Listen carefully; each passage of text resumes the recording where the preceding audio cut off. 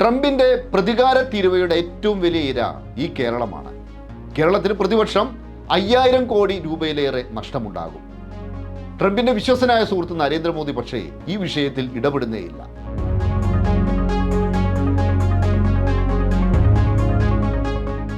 $2024 അമേരിക്കയിലേക്കുള്ള ഇന്ത്യയുടെ കയറ്റുമതി $8,000 കോടി. ഇതിന്റെ 23% കേരളത്തിൽ നിന്നുമുള്ള ഉൽപ്പന്നങ്ങളാണ്.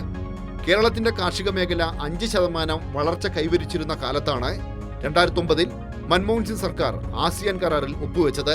അതോടെ റബ്ബറിന്റെയും നാളികേരത്തിന്റെയും മറ്റ് തോട്ടം വിളകളുടെയും വളർച്ച നിലച്ചു. അന്ന് പിടിച്ചു നിന്ന മേഖലകളെയാണ് ട്രംപിന്റെ പ്രതികാര തീരുവ തകർത്തിരിക്കുന്നത്. പ്രധാനപ്പെട്ട എക്സ്പോർട്ടുകൾ തുണിത്തരങ്ങളുടെ എക്സ്പോർട്ടുണ്ട്, പിന്നെ ഫുഡ്, സീ ഫുഡ്, പലതരത്തിലുള്ള ഫുഡിൻ്റെയും എക്സ്പോർട്ടുണ്ട് ഇവിടെ. അതിനൊക്കെ ബാധിക്കാൻ സാധ്യതയുണ്ട്. എന്ന് വെച്ചിട്ടുണ്ടെങ്കിൽ അത് നമ്മുടെ ഒരു എക്കണോമിയെ സംബന്ധിച്ചിടത്തോളം 6000 കോടി രൂപയുടെ എക്സ്പോർട്ട് എന്ന് പറഞ്ഞിട്ടുണ്ടെങ്കിൽ അത് ഇവിടെ സസ്റ്റെയിൻ ചെയ്യുന്ന എക്കണോമി എന്ന് പറഞ്ഞാൽ വളരെ കൂടുതലായിരിക്കും, തൊഴിലുകൾ വളരെ കൂടുതലായിരിക്കും.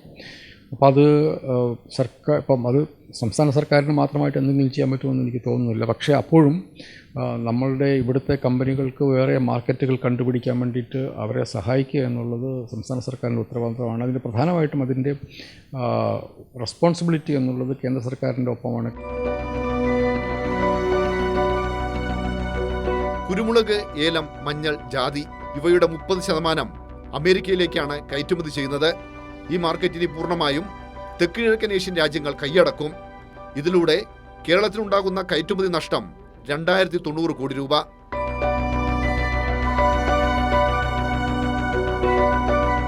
മത്സ്യമേഖലയുടെ കാര്യമെടുക്കാം. 2023-24 വർഷത്തിൽ 7200 കോടിയുടെ സമുദ്രോൽപ്പന്നങ്ങളാണ് കേരളത്തിൽ നിന്ന് കയറ്റുമതി ചെയ്തത്. ഇതിന്റെ 27% അഥവാ 1080 കോടി രൂപയുടെ ഉൽപ്പന്നങ്ങൾ കയറ്റിയച്ചത് അമേരിക്കയിലേക്കായിരുന്നു.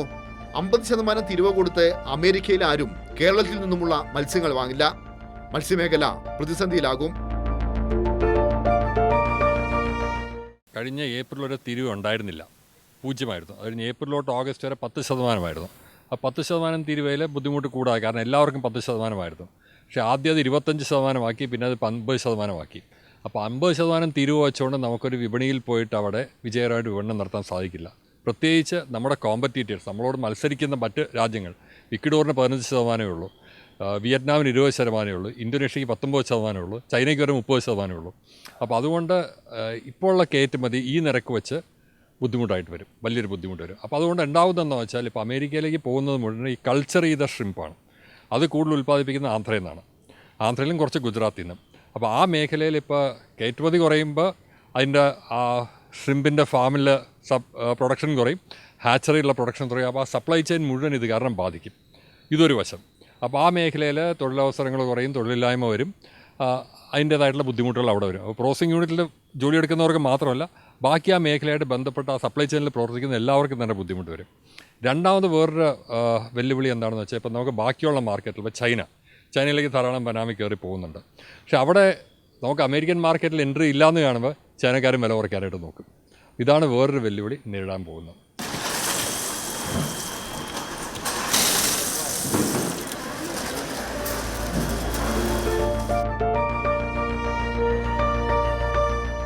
കേരളത്തിലെ കശുവണ്ടിയുടെയും കയറിന്റെയും ഏറ്റവും വലിയ മാർക്കറ്റ് അമേരിക്കയാണ്. അമേരിക്കയിലേക്കുള്ള കശുവണ്ടി പരിപ്പിന്റെ 46%, കയറിന്റെ 37% കേരളത്തിൽ നിന്നാണ്. കയറ്റുമതി തീരുവ 50% വർദ്ധിപ്പിച്ചതോടെ കേരളത്തിലുണ്ടായ നഷ്ടം 1080 കോടി രൂപ.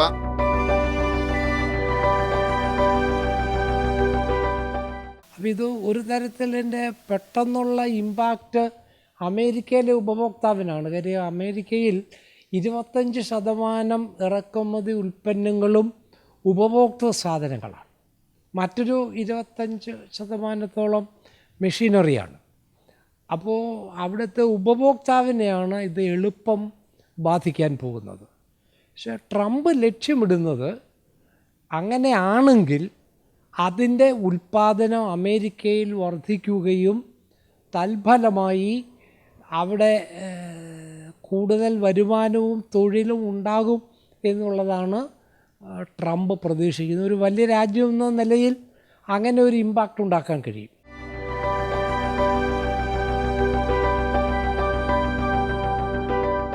അമേരിക്കയിലേക്കുള്ള തേയിലയുടെയും കാപ്പിയുടെയും 30% വരെ കയറ്റി അയക്കുന്നത് കേരളത്തിൽ നിന്നാണ്.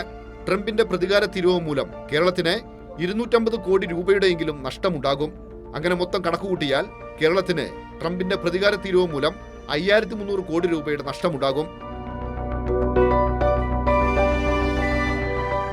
നമ്മുടെ വാണിജ്യവും വ്യാപാരവും മറ്റ് രാജ്യങ്ങളുമായിട്ട് വികസിപ്പിച്ചുകൊണ്ട് മാത്രമേ, പ്രത്യേകിച്ച് ചൈന എന്ന് ഞാൻ പറയുന്നതിൻ്റെ കാര്യം, ചൈനയാണ് ലോകത്തിലെ 2ാമത്തെ സാമ്പത്തിക ശക്തി, ഏറ്റവും അധികം വ്യാപാരം നടത്തുന്ന രാജ്യമാണ്, ഇന്ത്യയുടെ ഏറ്റവും വലിയ വ്യാപാര പങ്കാളിയാണ്.